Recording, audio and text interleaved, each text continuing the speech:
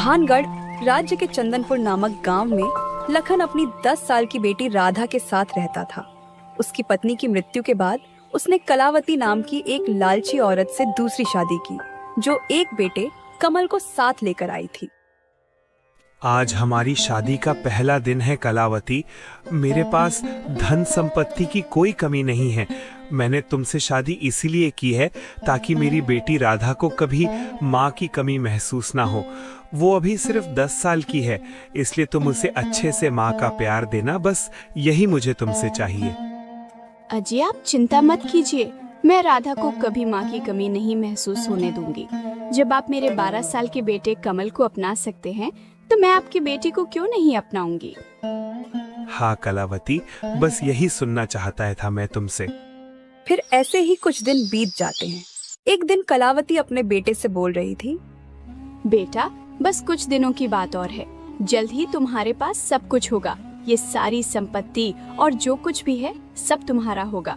मैं ये सब तेरे नाम करवाऊंगी, चाहे इसके लिए मुझे कुछ भी करना पड़े। वो ये सब बातें कर रहे थे, तभी वहाँ राधा आ जाती है। माँ, मुझे बहुत जोर से भूख लगी है, कुछ खाने को दो ना। मेरा कुछ स्वादिष्ट खाने का बहुत मन कर रहा है। अच्छा ठीक है राधा, तुम बैठो, मैं तुम्हारे लिए कुछ बना कर लाती हूँ। इतना कहकर कलावती रसोई में जाती है और कुछ बनाने लगती है। वहीं उसका बेटा कमल भी बैठा था। माँ, तुम्हें पता है ना, राधा ने मेरे सारे खिलौने तोड़ दिए और आप उसके कहने पर स्वादिष्ट खाना बना रही हो। तुम मुझसे ज्यादा उस राधा को प्यार करती हो। बेटा, कुछ दिन इंतजार कर। अगर अभी हमने उस राधा का कहा नहीं किया तो वो अपने पिता को बोल देगी, जिससे उसके पिता हमें यहाँ से निकाल देंगे। इसलिए अभी चुप रहो, वक्त आने पर सब बदल जाएगा। फिर ऐसे ही कई दिन बीत जाते हैं। एक दिन कलावती घर का कुछ सामान लाने के लिए बाजार जा रही थी। तभी उसे रास्ते में 2 औरतें आपस में बात करती सुनाई देती हैं। अरे सुना तुमने कमला, गांव के पास के जंगल में एक अघोरी बाबा रहता है। उसे बहुत तंत्र विद्या आती है, पता नहीं कब किसको नुकसान पहुंचा दे। और ये भी सुना है कि जो भी उसके खिलाफ जंगल की गहराई में गया वो कभी वापस नहीं लौटा। हाँ, और सुना है वो बहुत ही खतरनाक है, कोई भी उसके पास जाने की जुर्रत नहीं करता। और वो इंसान हो या जानवर, किसी की भी बलि चढ़ा देता है। मैंने तो सुना है कुछ दिन पहले हमारे गांव से एक लड़की गायब हो गई थी, जिसकी उसने बलि वेदी थी, और वो अब एक और लड़की की तलाश में है। उन दोनों की सारी बातें कलावती बड़ी गौर से सुन रही थी। तभी उसके दिमाग में एक खुरापाती विचार आया। अरे वाह, मिल गया तरीका उस राधा की बच्ची को रास्ते से हटाने का। इतना कहकर वो सामान लेकर वापस घर लौट आती है। अरे कलावती, कहाँ रह गई थी इतनी देर? बाजार से आने में इतना समय लगता है क्या? अरे वो बस बाजार में थोड़ी भीड़ थी, जिस वजह से थोड़ा ज्यादा समय लग गया। अच्छा ठीक है, कोई बात नहीं। चलो अब जल्दी से कुछ अच्छा सा खाना बना दो। हाँ जी, अभी बनाती हूँ, आप थोड़ी देर इंतजार कीजिए। जल्द ही ये सब कुछ मेरे बेटे कमल का होगा। बस कुछ दिन की ही बात और है। बस अब वो अघोरी राधा की बलि कर देगा, जिससे ये राधा तो हमारे रास्ते से हट जाएगी। ये सब सोच के वो खुश होती है और अपने काम में लग जाती है। अगले दिन सुबह होते ही कलावती उस अघोरी बाबा से मिलने घने जंगलों की तरफ निकल पड़ती है और कुछ ही देर में अघोरी के गुफा के पास पहुंचती है। आओ आओ कलावती, मैं जानता था कि एक दिन तुम मेरे पास जरूर आओगी, सो तुम आ ही गई। हाँ बाबा, लेकिन आप ये कैसे जानते थे? क्योंकि तुम्हारे चेहरे पर तुम्हारे मन का लालच साफ दिखाई दे रहा है। तुम्हारी ये लालसा सिर्फ मैं ही पूरा कर सकता हूँ। अच्छा, आपको सब पता तो है ही। बाबा, मैं चाहती हूँ कि मेरे बेटे कमल को लखन की सारी संपत्ति का मालिक बना दिया जाए, लेकिन उसकी बेटी राधा हमारे रास्ते की सबसे बड़ी रुकावट है। आप कैसे भी करके उसे हमारे रास्ते से हटा दीजिए। अच्छा, ऐसी बात है, लाओ उस लड़की की कुंडली दिखाओ। बाबा, मेरे पास उसकी कुंडली तो नहीं है, पर इतना पता है कि उसकी उम्र 10 साल है, उसका नाम राधा है, वो लखन की पहली संतान है, उसकी माँ मर चुकी है। ये सुनकर अघोरी बाबा ने ध्यान लगाया और चौंक गया। फिर बोला, असंभव, ऐसा नहीं हो सकता। ये लड़की कोई साधारण लड़की नहीं है, ये एक रहस्यमयी लड़की है। मैं इसे इतनी आसानी से नहीं मार सकता। ये क्या बोल रहे हैं बाबा आप? कुछ तो उपाय बताइए। अगर ये जीवित रही तो मेरा बेटा लखन की संपत्ति का कभी वारिस नहीं बन पाएगा। अच्छा ठीक है, मैं कुछ करता हूँ। इसे मारना मुश्किल है पर नामुमकिन नहीं। सुनो, जंगल की गहराई में एक श्रापित गुफा है। उसे वहां किसी भी तरह छोड़ कर आना होगा। गुफा की वो शक्ति ही उसका अंत कर सकती है। अच्छा बाबा, आपका बहुत बहुत धन्यवाद। आपने मेरी सबसे बड़ी समस्या का हल कर दिया। ये सब बोलकर फिर कलावती खुश होकर अपने घर आ जाती है। तभी उसके पास राधा आती है और बोलती है, आप कहाँ चली गई थी माँ सुबह सुबह? मुझे कब से भूख लगी है, मुझे जल्दी से कुछ बनाकर दे दो ना। हाँ राधा बेटी, तुम रुको, अभी लेकर आती हूँ। ये कहकर वो सोचने लगती है, हाय रे मेरी फूटी किस्मत, पता नहीं कब इससे छुटकारा मिलेगा। जिससे मैं अपने रास्ते से हमेशा के लिए हटाना चाहती हूँ, उसी के लिए मुझे रोज खाना बनाना पड़ रहा है। लेकिन अब ज्यादा दिन नहीं, बस एक दिन और, फिर ये मेरे जीवन से हमेशा के लिए दूर हो जाएगी और फिर सब कुछ मेरे और मेरे बेटे का होगा। फिर जैसे ही अगली सुबह होती है, कलावती राधा के पास आकर बोलती है, राधा बेटा, क्या कर रही हो? कुछ नहीं माँ, बस ऐसे ही खेल रही थी थोड़ा। अच्छा चलो, मेरे साथ मंदिर चलते हैं। वहाँ बहुत अच्छा प्रसाद मिलता है जो तुम्हें बहुत पसंद आएगा। तुम्हारे और तुम्हारे पिताजी के लिए मैंने उस मंदिर में एक पूजा भी रखी है, इसलिए तुम मेरे साथ मंदिर चलो। लेकिन माँ, क्या पिताजी को पता है कि हम मंदिर में पूजा करने जा रहे हैं? मैंने तुम्हारे पिताजी को भी बताया था, तो उन्होंने कहा था कि मैं तुम्हें अपने साथ ले जाऊं ताकि तुम्हें अच्छा लगे। ठीक है माँ, मैं तैयार हूँ, चलो फिर। इतना कहकर कलावती राधा को लेकर घने जंगल की तरफ निकल पड़ती है। वह जंगल के अंदर पहुंचते हैं, तभी राधा बोली, माँ, यहाँ तो बहुत घना जंगल है, बहुत डरावना लग रहा है। अब और कितनी दूर है मंदिर? घर वापस चलो ना, मुझे पिताजी के पास जाना है। अरे राधा, तुम डरो मत, बस थोड़ी दूर पर ही वो मंदिर है। हम दर्शन करके तुरंत वापस लौट आएंगे, इसलिए डरने की कोई बात नहीं है। इतना कहकर कलावती राधा को उस गुफा के पास ले जाती है। देखो राधा बेटा, सामने ये जो गुफा दिख रही है, इसके अंदर ही वो मंदिर है। इसके अंदर सिर्फ बच्चे जा सकते हैं, बड़े नहीं। इसलिए तुम अकेले अंदर जाओ और पूजा करके आओ। मैं यहीं बाहर खड़ी तुम्हारा इंतजार करूंगी। माँ, मुझे बहुत डर लग रहा है, मैं अकेले नहीं जाऊंगी, आप भी चलो ना मेरे साथ। अब देखो बेटा, अगर अंदर बड़ों को जाने की अनुमति होती तो मैं जरूर तुम्हारे साथ जाती। मैं तुमसे बहुत प्यार करती हूँ, लेकिन ये उस मंदिर का नियम है कि सिर्फ बच्चे ही अकेले अंदर जा सकते हैं। अच्छा ठीक है माँ, मैं जाती हूँ, तुम यहीं खड़े रहना, कहीं जाना मत। और क्या, राधा गुफा के अंदर चली जाती है। अरे वाह, हो गया काम। अब मुझे यहाँ से जल्दी निकलना होगा। इस गुफा में जो भी गया वो कभी वापस नहीं आया और ये भी अब लौट कर नहीं आएगी। कलावती खुश होकर वहाँ से घर लौट आती है और उधर राधा जब अंदर पहुंची, अरे यहाँ तो भगवान की कोई मूर्ति नहीं है। ये मैं कहाँ आ गई? और ये कितनी डरावनी जगह है, मुझे वापस जाना चाहिए। तभी उसे कोने में मूर्ति दिखाई देती है जो किसी भगवान की नहीं थी बल्कि एक राजकुमारी की थी। अरे ये कैसी मूर्ति है? ये किसी भगवान की तो नहीं लग रही। इतना कहकर वो उस मूर्ति के पास जाकर उसे छूती है। इतने में उस मूर्ति से रंग बिरंगी किरणें निकलती है और वो मूर्ति जीवित हो जाती है। ये देख राधा काफी डर जाती है। आप कौन हैं? मैंने कुछ नहीं किया, मुझे छोड़ दीजिए। अरे डरो मत बेटी, मैं कई वर्षों से इस पत्थर की मूर्ति में कैद थी। तुम्हारे छूने से मेरा ये श्राप टूट गया और मैं अब आजाद हूँ। ये आप क्या बोल रही हैं? आप इतने सालों से मूर्ति में थी? हाँ, और मैं बस तुम्हारा ही इंतजार कर रही थी। और आज तुम्हारी वजह से मैं आज आजाद हुई हूँ। मुझे कुछ समझ नहीं आ रहा। मुझे अपने घर जाना है माँ, पिताजी के पास। मुझे बहुत डर लग रहा है। रो मत बेटी, जिस तरह तुमने मुझे आज़ादी दिलाई उसी तरह मैं भी तुम्हारी हर मुसीबत में तुम्हारी रक्षा करूंगी। ये लो, ये जादुई लॉकेट जो तुम्हारी हमेशा सुरक्षा करेगा। इसे कभी अपने से दूर मत करना। क्या सच में ये मेरी रक्षा करेगा? पर ये लॉकेट मेरी कैसे रक्षा कर सकता है?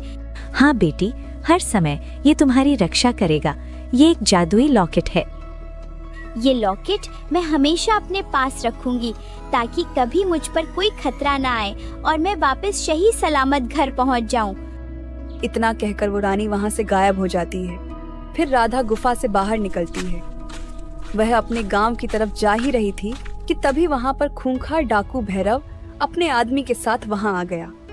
अरे वाह, आज तो मेरी किस्मत ही चमक गई। मेरे दरवाजे पर खुद चलकर आ गई, वो भी अकेली बच्ची, और ऊपर से शक्ल सूरत से बिल्कुल अच्छे घराने की लग रही है। इसे अगवा करके बेच देंगे तो ढेरों सोना चांदी और पैसे हमारे हाथ आएंगे। हाँ हे। हाँ मालिक, आप बिल्कुल सही कह रहे हैं। इसके कपड़े और चेहरा देखकर ही लग रहा है कि इसके घर वाले बहुत अमीर होंगे।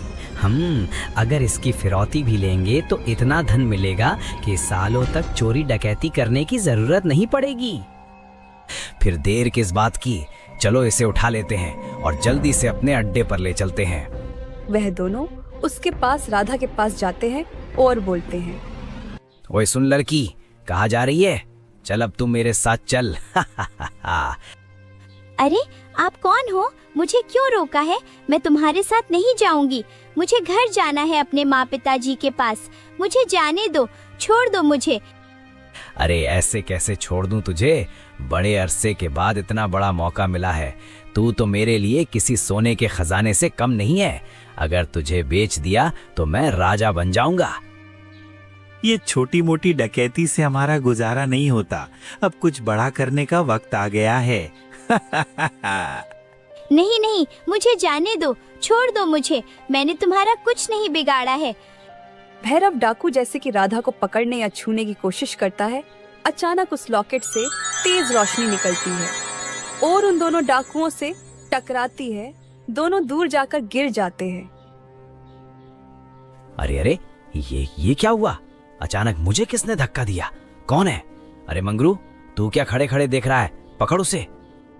मंगरू जैसे ही राधा को पकड़ने के लिए आगे बढ़ता है, तभी उसे भी उस लॉकेट से बिजली जैसा तेज झटका लगता है और वो दूर जाकर गिर पड़ता है।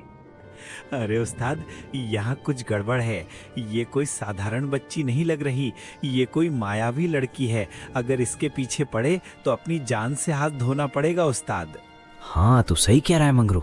चल चल भाग यहाँ से। ये अवश्य ही कोई तंत्र विद्या जानती है।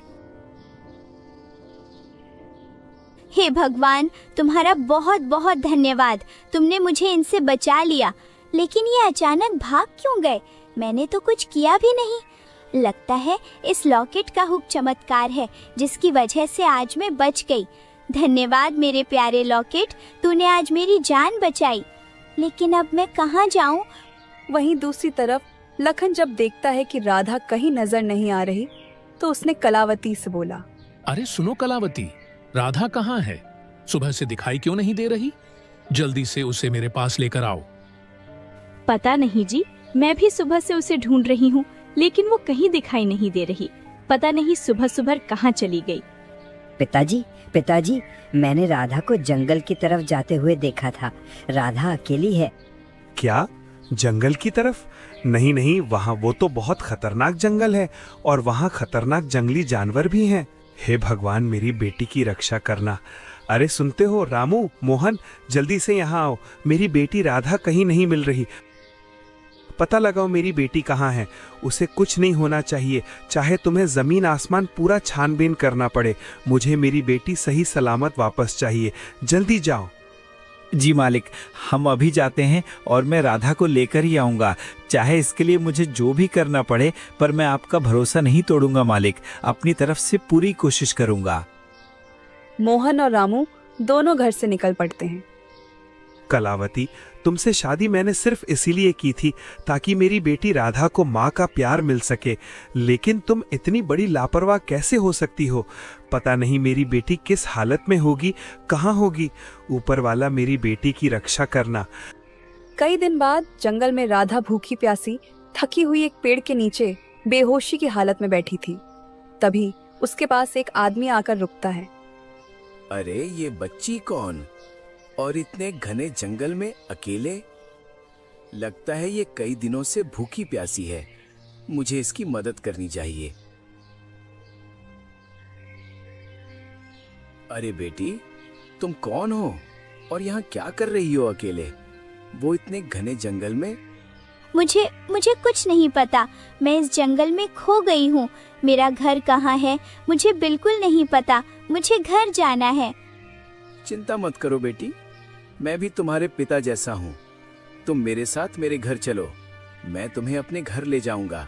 इसके बाद वो राधा को अपने साथ अपनी झोपड़ी में ले जाता है। तभी उसकी पत्नी कामिनी बाहर आती है। अरे आ गए आप, और ये बच्ची कहाँ से ले आए? कौन है ये? अरे भाग्यवान, मुझे ये जंगल में एक पेड़ के नीचे बैठी मिली। इसकी हालत देख के लग रहा है ये काफी दिनों से भूखी प्यासी है, तो मैंने सोचा इसे अपने साथ ले जाऊं। और क्या पता कोई जंगली जानवर भी इस पर हमला कर सकता था। अच्छा किया जी, वैसे भी हमारे कोई संतान नहीं है, और हमारी जो एक बेटी थी वो भी कई साल पहले हमें छोड़कर चली गई। लेकिन न जाने क्यों इस बच्ची को देखकर लगता है जैसे वो हमारी ही हो। हाँ भाग्यवान, अब से ये हमारे साथ ही रहेगी। हाँ, और हम इसका अच्छे से ख्याल रखेंगे। ऐसे ही समय बीतता है। राधा उन दोनों को ही अपने माता पिता मानने लगती है और देखते ही देखते 10 साल बीत जाते हैं। एक दिन राधा अपने पिता से बोली, पिताजी, आप इतना मेहनत क्यों करते हैं? अब आपकी काफी उम्र हो गई है, आपको आराम करना चाहिए। और अब से मैं जंगल जाऊंगी और लकड़ियां काटूंगी, बेचूंगी। आप बस घर पर रहकर आराम कीजिए। अरे ये क्या बोल रही हो बेटी?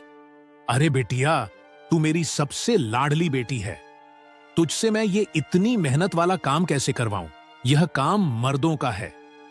पिताजी, इसमें मर्द और औरत वाली कौन सी बात है? अब मैं आपकी बेटी हूँ तो आपका हक क्यों नहीं बता सकती हूँ? आपको रोज ये इतनी भारी लकड़ियां उठाते देखकर मेरा दिल दुखता है। मैं आपको ऐसे नहीं देख सकती। तभी कामिनी बाहर आती है और बोलती है, अरे ये बाप बेटी में कैसी बहस हो रही है, जरा हमें भी बताओ। देखो ना माँ, पिताजी मुझे जंगल नहीं जाने दे रहे हैं। मैं कह रही हूँ कि मैं भी लकड़ियां ले आऊंगी अब, लेकिन ये मान ही नहीं रहे। सही तो कह रहे हैं तेरे पिताजी। बेटी, तेरी उम्र ही क्या है, अभी तो तुझे आराम से खेलना और मस्ती करना चाहिए। माँ, पिताजी देखो कितने बूढ़े हो गए हैं, मैं कैसे उन्हें अकेला ये सब करने दूं? आज तो मैं भी आपके साथ चलूंगी।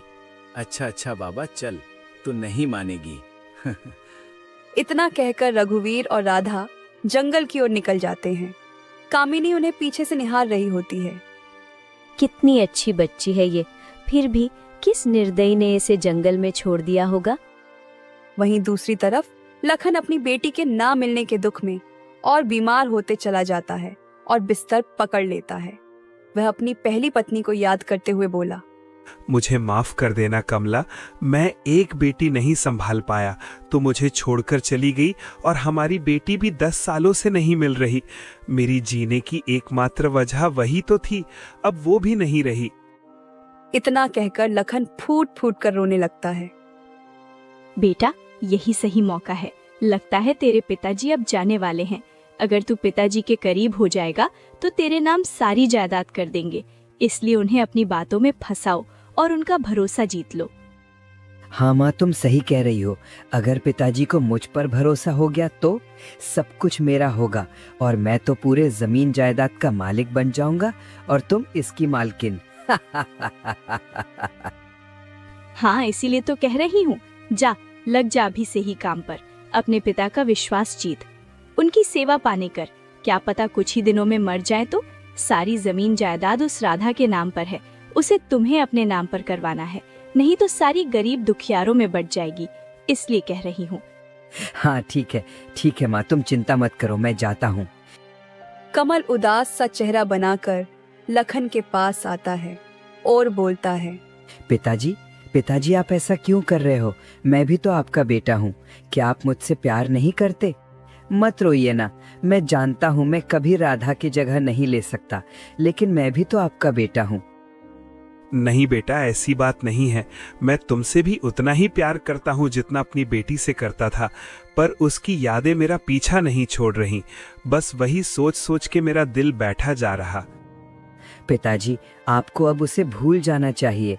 इतने साल हो गए पिताजी, मुझे नहीं लगता अब वो मिलेगी।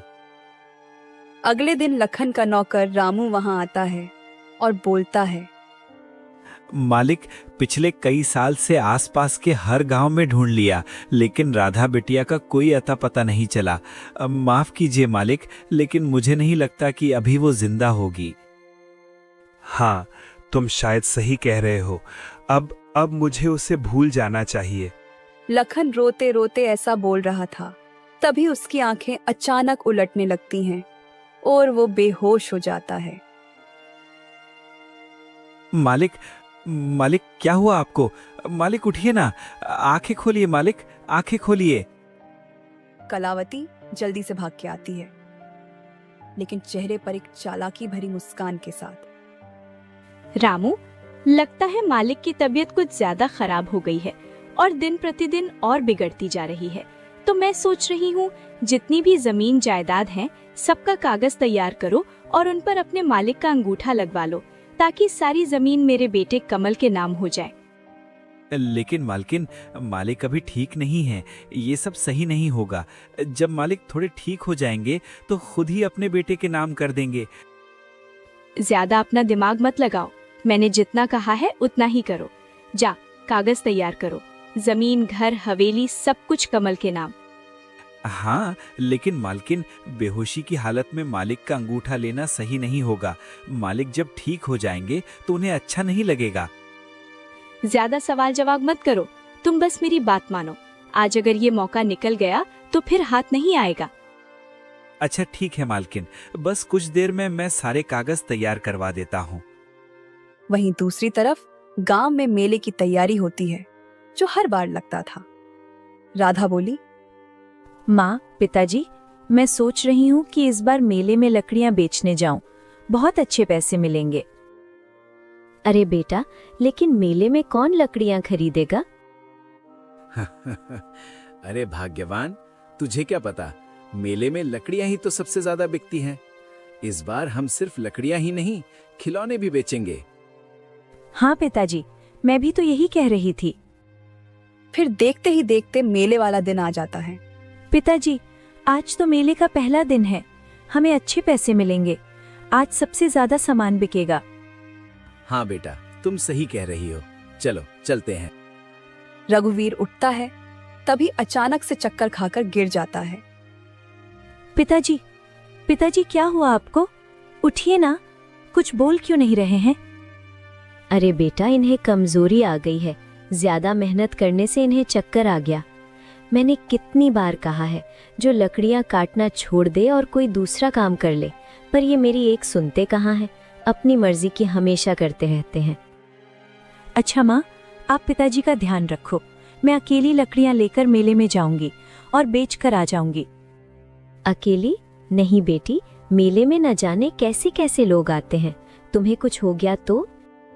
तुम चिंता मत करो माँ, ये लॉकेट है ना, ये मेरी हमेशा रक्षा करेगा।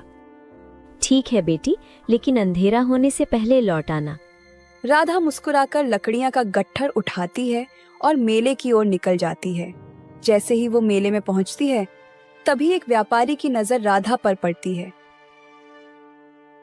अरे, ये लड़की, इसका चेहरा तो कुछ देखा हुआ सा लग रहा है, बिल्कुल वैसे ही जैसे मेरी बहन की बेटी, मेरी अपनी भांजी। अरे, ये तो हूबहू उसी की तरह दिख रही है, कहीं ये वही तो नहीं? नहीं, मुझे इसके पास जाकर पूछना चाहिए। इतना सोचकर वह राधा के पास जाता है और बोलता है, सुनो लड़की, तुम कौन हो, कहाँ से आई हो और तुम्हारे माता पिता कौन हैं? तुम बिल्कुल मेरी भांजी के जैसे लगती हो। अरे ये आप क्या बोल रहे हैं? मैं आपको नहीं जानती, ना ही मुझे किसी आपकी भांजी के बारे में पता है। मैं तो बस एक गरीब माता पिता की बेटी हूँ जो गांव के बाहर बनी एक झोपड़ी में रहती हूँ। हे भगवान, ये कौन है? मैंने इसे पहले कभी देखा भी नहीं। फिर ये मुझसे ऐसे क्यों बात कर रहा है जैसे कि ये मुझे पहले से ही जानता है? अरे तुम चुप क्यों हो? तुम्हारी आंखें बहुत कुछ कह रही हैं, लेकिन जुबान खामोश है। मुझे यकीन है तुम मुझसे कुछ छुपा रही हो। तुम्हारा सच जरूर जानकर रहूंगा मैं। हाँ। इतना कहकर वह व्यापारी वहां से चला जाता है। तभी अचानक से वहां पर वही तांत्रिक प्रकट हो जाता है। हाँ, ये वही लड़की है जिसकी कुंडली में अनोखी शक्ति है। अच्छा हुआ मैंने इसे उस गुफा में भेज दिया था। ये लॉकेट लेने का अब सही समय आ गया है। अब मैं इस लॉकेट को लेकर सबसे शक्तिशाली बन जाऊंगा। आज नहीं तो कभी नहीं, मुझे इसको जान से मारना ही होगा और इसकी शक्तियों के साथ इसका ये लॉकेट मुझे चाहिए। हाँ। क्या चाहिए आपको? लकड़ियां दूं आपको? ये बहुत अच्छी लकड़ियां हैं। इससे आप जो बनाना चाहते हैं सभी चीज बन जाएंगे।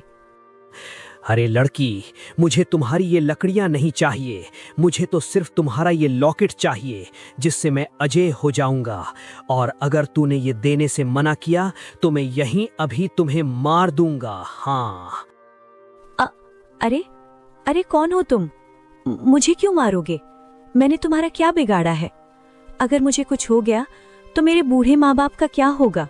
उनका सहारा सिर्फ मैं हूँ। हा हा हा, तेरे माता पिता? अरे तुझे तो तेरे असली माँ बाप का भी पता नहीं। तू लखन की बेटी है और जिसे तू अपना माता पिता मानती है वो तुम्हें जंगल से लाए थे। उन्होंने सिर्फ तेरी जान बचाई है और तुझे पाला पोसा। सच बता, तुझे ये सब पता है या नहीं? हाँ, मुझे सब याद है। मेरे पिता लखन और मेरी सौतेली माँ कलावती, उसने ही मुझे जानबूझकर मरने के लिए उस अंधेरी गुफा में छोड़ दिया था, लेकिन मैं बच गई। तो फिर तू अपने घर वापस क्यों नहीं जाती? कर सब सच क्यों नहीं बताती? क्योंकि मैं उस औरत के पास नहीं जाना चाहती जिसने मुझे मारने की कोशिश की। उसने बस अपने मतलब के लिए मेरा उपयोग किया। ठीक है, तो फिर तेरी आखिरी सांस अब मेरे हाथ से निकलेगी, क्योंकि मैं तुम्हें अभी और इसी वक्त खत्म कर दूंगा, हमेशा हमेशा के लिए। हाँ हा हा हा। जैसे ही तांत्रिक उस पर हमला करता है तभी उस लॉकेट से एक तेज रोशनी निकलती है और तांत्रिक को जलाने लगती है। अरे अरे, ये क्या? नहीं नहीं नहीं, ये नहीं हो सकता। मुझे जलन क्यों हो रही है? मुझे भागना पड़ेगा यहाँ से, नहीं तो मैं जलकर राख हो जाऊंगा। इतना कहकर तांत्रिक वहां से भाग जाता है, लेकिन तांत्रिक और राधा की सारी बातें रामू, जो कि बगल में खड़ा होता है, वो सब सुन लेता है। हे भगवान, ये तो राधा बिटिया है, मालिक की खोई हुई बेटी, और इसमें पूरा खेल उस सौतेली माँ का है, मालकिन का। मुझे सारी बातें मालिक को जाके बतानी पड़ेंगी, और ये तांत्रिक उसे मारने आया था। इतना कहकर रामू भागकर लखन के पास जाता है। मालिक मालिक, गजब हो गया। ऐसा खबर लाया हूँ कि आपका दिल दहल जाएगा मालिक। अरे रामू, अब इससे बड़ा अनर्थ क्या होगा? मेरी बेटी चली गई, पत्नी चली गई, मैं खुद बीमार हूँ, अब बचा ही क्या है मेरे पास? मालिक, आपकी बेटी राधा बिटिया अभी जिंदा है। मैंने अपनी आंखों से देखा। मेले में वो लकड़ियां बेच रही थी और एक तांत्रिक उसे मारने वाला था। क्या तुम सच कह रहे हो? फिर तुम उसे यहाँ क्यों नहीं लाए? चलो, मुझे उसके पास ले चलो, चलो। तभी ये बातें कलावती सुन लेती है। अरे ये क्या हो गया? सब खत्म हो गया, मेरा सारा खेल बर्बाद हो गया। अभी कमल को लेकर मुझे यहाँ से भागना ही होगा। और फिर वो भागकर कमल के पास जाती है। कमल बेटा, हमें अभी के अभी यहाँ से भागना पड़ेगा। राधा जिंदा है और रामू ने उसे देख लिया है। अगर हमारे बारे में तुम्हारे पिता की पता चल गया तो हमें जिंदा नहीं छोड़ेंगे। माँ, ये कैसे हो गया? हम तो अमीर होते होते रह गए, अब क्या करेंगे? पहले यहाँ से निकलो, फिर आगे की चाल चलेंगे। पहले जान बचाओ, नहीं तो हम मारे जाएंगे और किसी को पता तक नहीं चलेगा। वो ये सब बातें कर ही रहे थे कि आवाज आती है। अरे कलावती कहाँ है? जल्दी बाहर निकल, आज मैं तुझे जिंदा नहीं छोड़ूंगा। तेरी वजह से मेरी बेटी मुझसे दूर हो गई, मैं तुझे बिल्कुल नहीं बख्शूंगा। वो ये सुनकर पीछे के दरवाजे से भाग जाते हैं। मालिक, मैंने पूरा घर छान मारा, लेकिन ना कलावती मिली ना कमल। लगता है उन दोनों को सब पता चल गया होगा और घर छोड़कर भाग गए। अब देर मत कीजिए, हमारे साथ चलिए, हम राधा बिटिया को वापस ले आएंगे। कमल बेटा, जल्दी चलो, हमें उस गुफा के तांत्रिक की गुफा में पहुंचना होगा। वही हमारी आखिरी उम्मीद है।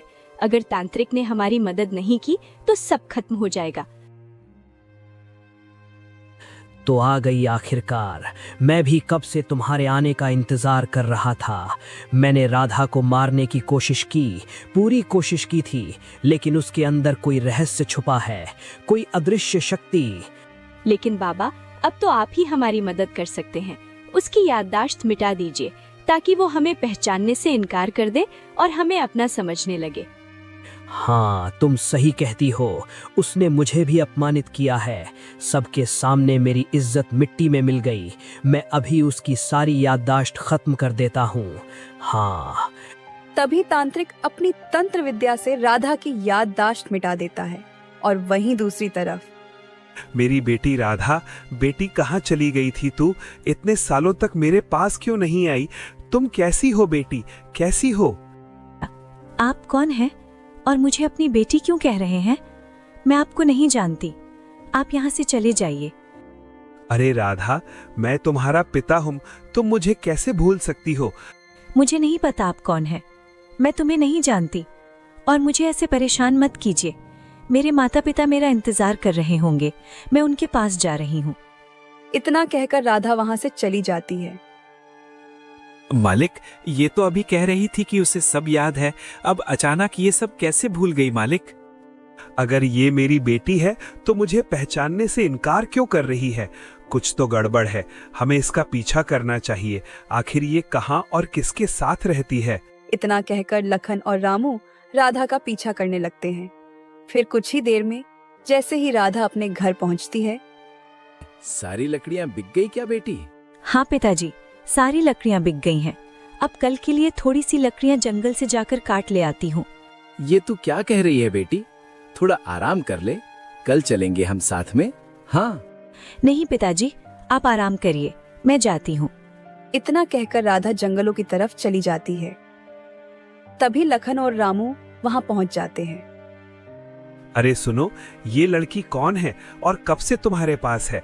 मुझे अभी के अभी इसकी पूरी जानकारी चाहिए।